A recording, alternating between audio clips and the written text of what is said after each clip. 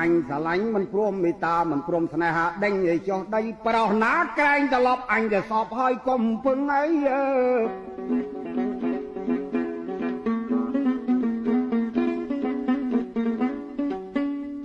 ក៏មានចេញពីប្រាសាទ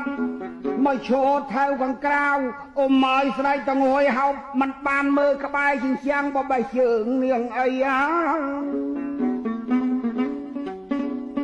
ព្រះអង្គអើយកុំឲ្យចងកវិលមកវិញមកណាលោកប្តី